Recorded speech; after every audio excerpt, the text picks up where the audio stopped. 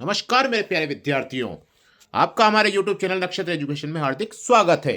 अगर आपने हमारे चैनल को सब्सक्राइब नहीं किया है तो आप सब्सक्राइब करें, लाइक करें, शेयर करें। हम आपके लिए लेकर आए 20 प्रश्नों की श्रृंखला और आज का हमारा टॉपिक है अक्षांश व देशांतर। अब हम चलते हैं हमारे पहले प्रश्न की ओर।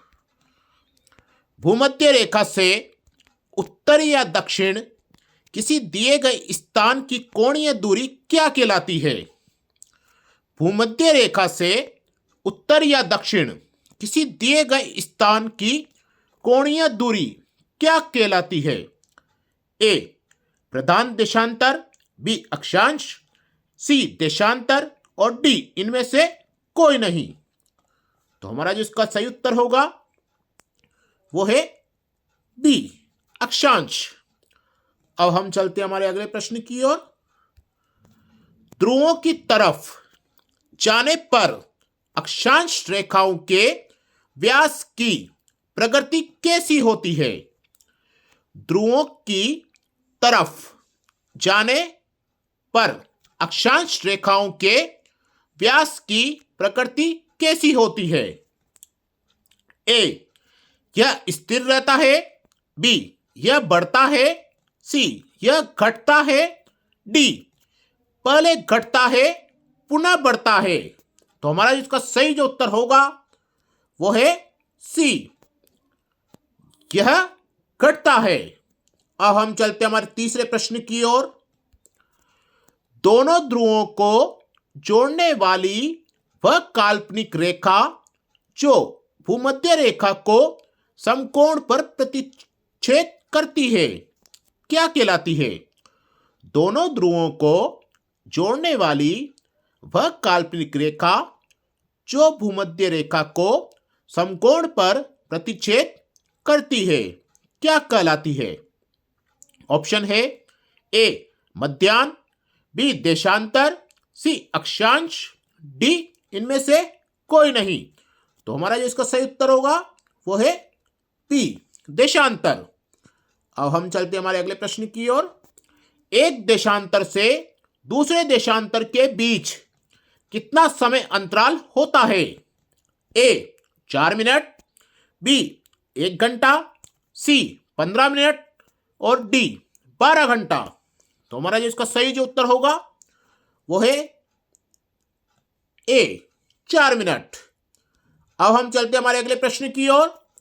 देशांतरों की संख्या कितनी है? ए 24, बी 90, सी 180, डी 360। तो हमारा जो इसका सही उत्तर होगा वो है डी 360। अब हम चलते हैं हमारे अगले प्रश्न की ओर। पृथ्वी पर सबसे उच्चतम तापक्रम रिकॉर्ड किए जाते हैं। ए भूमध्य रेखा पर, बी 10 डिग्री उत्तरी अक्षांश पर, सी 20 डिग्री उत्तरी अक्षांश पर, डी 25 डिग्री उत्तरी अक्षांश पर। तो हमारा जो इसका सही उत्तर होगा वो है ए भूमध्य रेखा पर। अब हम चलते हैं हमारे अगले प्रश्न की ओर। निम्नलिखित में से कौन सा कथन असत्य है? ए देशांतर रेखाओं की कुल संख्या 180 है, बी किसी भी स्थान की ग्रीनविच रेखा से कोणीय दूरी को उस स्थान का देशांतर कहा जाता है, सी देशांतर रेखाओं के बीच की दूरी विषुवत रेखा पर अधिकतम एवं ध्रुवों पर शून्य होती है, डी विषुवत रेखा पर देशांतर रेखाओं के बीच की दूरी 111.3 किलोमीटर होती है। एक बार प्रश्न दोबारा पढ़ते हैं। निम्नलिखित में से कौन सा कथन असत्य है? ए देशांतर रेखाओं की कुल संख्या 180 है, बी किसी भी स्थान की ग्रीनविच रेखा से कोणीय दूरी को उस स्थान का देशांतर कहा जाता है, सी देशांतर रेखाओं के बीच की दूरी विषुवत रेखा पर अधिकतम एवं ध्रुवों पर शून्य होती है। डी, विषुवत रेखा पर देशांतर रेखाओं के बीच की दूरी 111.3 किलोमीटर होती है। तो हमारा जो इसका सही जो उत्तर होगा वो है ए, यानी कि देशांतर रेखाओं की कुल संख्या 180 है। अब हम चलते हमारे अगले प्रश्न की ओर। दो अक्षांश रेखाओं के बीच की दूरी लगभग होती है। दो अक्षांश रेखाओं के बीच की दूरी लगभग होती है। ए 111 मील, बी 121 मील, सी 111 किलोमीटर और डी 121 किलोमीटर। तो हमारा जो इसका सही उत्तर होगा वो है सी, यानी कि 111 किलोमीटर। अब हम चलते हमारे अगले प्रश्न की ओर। कुल अक्षांशों की संख्या कितनी है? कुल अक्षांशों की संख्या कितनी है? ए 66 डिग्री, बी 90, सी 180 या फिर डी 360। ऑप्शन देखते हैं। ए 66, बी 90, सी 180 या फिर डी 360। तो इसका जो सही उत्तर होगा वो है सी 180। अब हम चलते हमारे अगले प्रश्न की ओर। विषुवत रेखा के समानांतर कल्पित रेखाएं क्या कहलाती है? विषुवत रेखा के समानांतर कल्पित रेखाएं क्या कहलाती है? ए अक्षांश रेखाएं, बी देशांतर रेखाएं, सी ग्रीनविच रेखा या फिर डी मध्याह्न रेखा। तो हमारा इसका सही उत्तर होगा वो है ए अक्षांश रेखाएं। अब हमारा अगला प्रश्न क्या कहता है? पृथ्वी के उत्तरी ध्रुव एवं दक्षिणी ध्रुव को मिलाने वाली रेखा क्या कहलाती है? पृथ्वी के उत्तरी ध्रुव एवं दक्षिणी ध्रुव को मिलाने वाली रेखा क्या कहलाती है? ए अक्षांश रेखा, बी देशांतर रेखा, सी अंतरराष्ट्रीय रेखा, डी मिलन रेखा। तो हमारा जिसका सही उत्तर होगा वो है बी देशांतर रेखा। अब हम चलते हमारे अगले प्रश्न की ओर। ग्रीनविच रेखा से क्या तात्पर्य है? ग्रीनविच रेखा से क्या तात्पर्य है? ए 0 डिग्री अक्षांश, बी 0 डिग्री देशांतर, सी 180 डिग्री पूर्वी देशांतर और डी 180 डिग्री पश्चिमी देशांतर। तो हमारा इसका जो सही उत्तर होगा वो है बी 0 डिग्री देशांतर। अब हम चलते हमारे अगले प्रश्न की ओर। मकर रेखा निम्न में से किस देश से होकर नहीं जाती है? मकर रेखा निम्न में से किस देश से होकर नहीं जाती है? ए दक्षिणी अफ्रीका, बी अर्जेंटीना, सी चिली, डी फिलीपींस। ए दक्षिणी अफ्रीका, बी अर्जेंटीना, सी चिली या फिर डी फिलीपींस। तो हमारा जिसका सही उत्तर होगा वो है डी फिलीपींस। अब हम चलते हमारे अगले प्रश्न की ओर। दक्षिणी ध्रुव का अक्षांश है। दक्षिणी ध्रुव का अक्षांश है।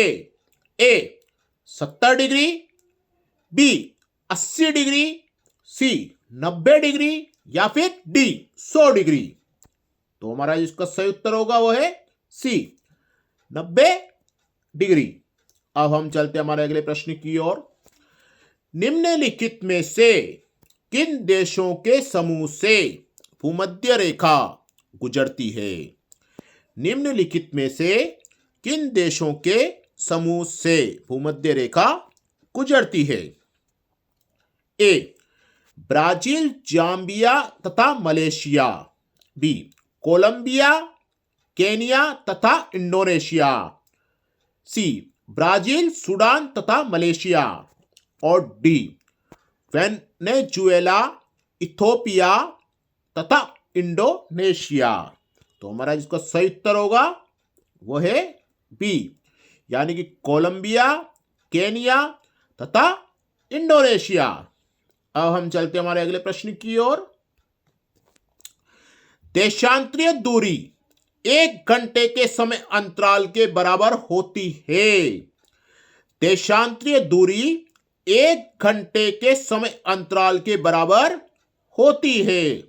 ए 30 डिग्री, बी 15 डिग्री, सी 45 डिग्री, डी 60 डिग्री।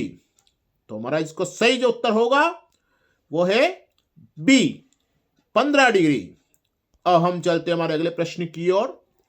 मानचित्र पर स्थित अक्षांश व दशांतर रेखाओं के बारे में। मानचित्र पर स्थित अक्षांश व देशांतर रेखाओं के बारे में निम्नलिखित में से कौन सा कथन सत्य है?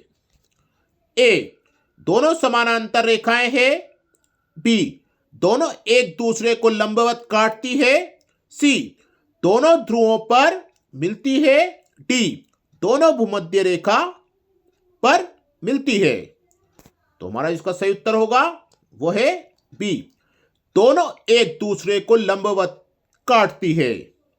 अब हम चलते हमारे अगले प्रश्न की ओर। मानचित्र व ग्लोब पर पाई जाने वाली मानचित्र व ग्लोब पर पाई जाने वाली प्रतिच्छेद रेखाओं को क्या कहते हैं? मानचित्र व ग्लोब पर पाई जाने वाली प्रतिच्छेद रेखाओं को क्या कहते हैं?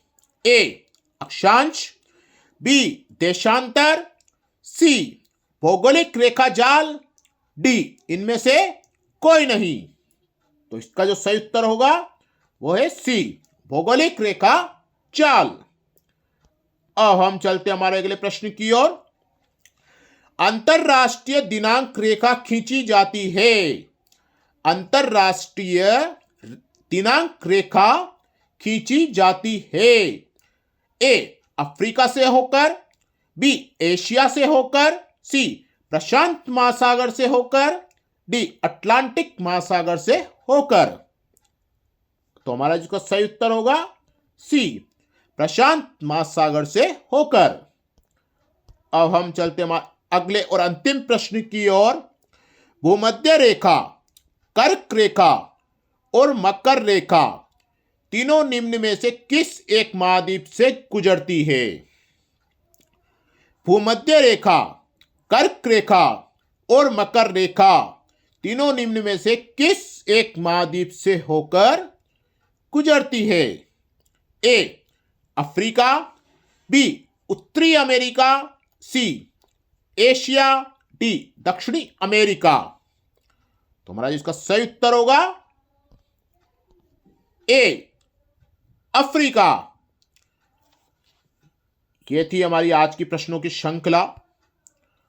कल फिर मिलेंगे हम अगले नए टॉपिक के साथ।